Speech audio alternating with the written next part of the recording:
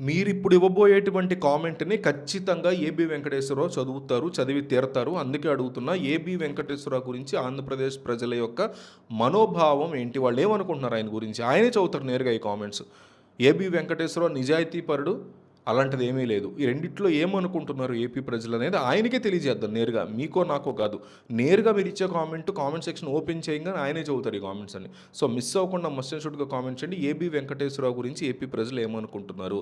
'AB Venkateswararao' నిజాయితీపరుడు, అలాంటిదేమీ లేదు. ఈ రెండిట్లో ఏమనుకుంటున్నారో కామెంట్ చేయండి. ఆంధ్రప్రదేశ్ రాజకీయాల్లో ఎవరు ఊహించనటువంటి సరికొత్త పరిణామాలు చాలా వేగంగా చోటు చేసుకుంటున్నాయని చెప్పుకోవచ్చు. సాధారణంగా ఏ ప్రభుత్వమైనా అధికారంలో ఉన్నప్పుడు ప్రతిపక్ష పార్టీల నుంచే తీవ్రమైనటువంటి విమర్శలు, ఆరోపణలు ఇవన్నీ కూడా వస్తుంటాయి ఎవరు అధికారంలో ఉన్నా. కానీ ప్రస్తుత కూటమి ప్రభుత్వానికి సొంత మనుషులు అనుకున్న వారి నుంచే గట్టి ఎదురు దెబ్బలు తగులుతున్నాయి కదా అంటుంది వైసీపీ మీడియా. నిన్నటిదాకా ఒకే తాటి మీద నడిచిన వారు, ప్రభుత్వానికి అనుకూలంగా వ్యవహరించిన వారు ఇప్పుడు ఒక్కసారిగా తిరగబడి తప్పుల్ని ఎత్తి చూపిస్తూ ఉండడం రాష్ట్ర వ్యాప్తంగా ఒక సంచలనం సృష్టిస్తోంది అంటున్నారు. ఆ విమర్శలు చేస్తుంది మరెవరో కాదు, గతంలో కీలక బాధ్యతల్లో చంద్రబాబు నాయుడు అధికారంలో ఉన్నప్పుడు మాజీ పోలీసు అధికారిగా ఉన్నటువంటి ఏబీ వెంకటేశ్వరరావు.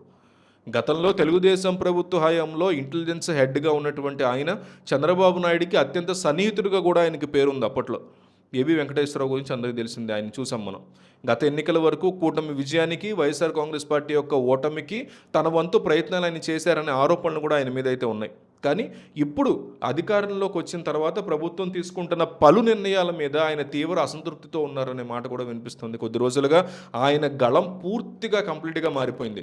ప్రభుత్వం చేస్తున్న తప్పిదాల్ని బహిరంగంగా ఎండగడుతూ ప్రెస్ మీట్లు పెట్టి మరీ ఆయన నిలదీస్తూ మనం చూస్తున్నాం.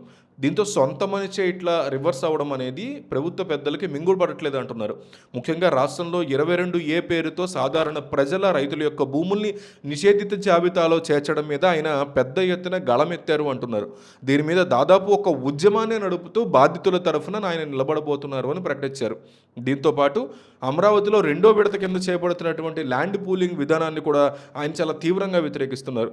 ఉద్యోగాల కోసం ఎదురు చూస్తున్నటువంటి నిరుద్యోగుల విషయంలో, డిఎస్సి నిర్వహణలో, అలాగే అనేక విషయాల్లో జరుగుతున్నటువంటి ఇష్యూస్ను కూడా ఆయన ప్రశ్నిస్తూ వస్తున్నారు. రాష్ట్రానికి రావాల్సినటువంటి పెట్టుబడులు ఎందుకు రావట్లేదో చెప్తూ ప్రభుత్వం యొక్క విధానాల వల్ల వ్యాపారులకి, ఇన్వెస్టర్లకి నమ్మకం కంప్లీట్గా పోయింది అని ఆయన చాలా సూటి విమర్శలు కూడా చేస్తూ ఉన్నారు.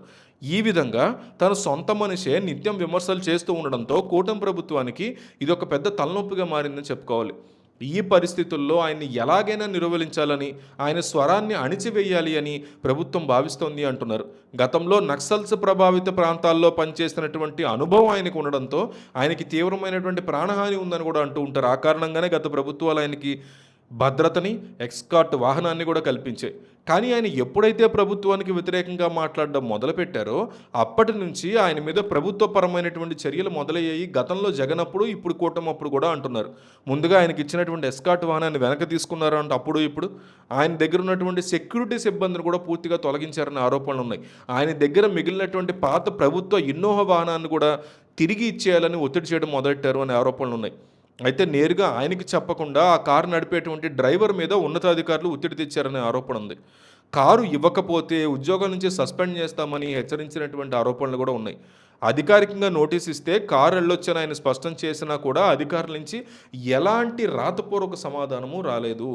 ఈ విషయం మీద మాట్లాడడానికి పోలీసు ఉన్నతాధికారులని, డీజీపీని ఆయన సంప్రదించడానికి ప్రయత్నం చేసినా కూడా ఎవరు ఫోన్ ఎత్తట్లేదనేది ఆయన యొక్క ఆరోపణ. పైనుంచి వచ్చినటువంటి కఠిన ఆదేశాల వల్ల ఏ అధికారులకి ఆయనతో మాట్లాడే ధైర్యం లేకుండా పోయిందంటున్నారు. చివరికి ఆయన వాడుతున్నటువంటి పాత కారుకి ప్రభుత్వ బంకు నుంచి ఇచ్చేటువంటి డీజిల్ సరఫరాన్ని కూడా పూర్తిగా నిలిపేశారు అంటున్నారు. ఇలా అన్ని వైపుల నుంచి ఆయన్ని ఇబ్బందులు గురి చేసి మాట్లాడకుండా చేయాలనే ప్రయత్నం చేస్తున్నటువంటి తీరు ఇప్పుడు రాజకీయ వర్గాల్లో ఒక సీరియస్ చర్చకి దారితీస్తోంది అంటున్నారు. భవిష్యత్తులో ఈ వివాదం ఇంకెన్ని మలుపులు తిరుగుతుందో చూడాల్సి ఉంటుంది. మరి దీని గురించి మీ అభిప్రాయం ఏంటనేది కామెంట్ చేయండి.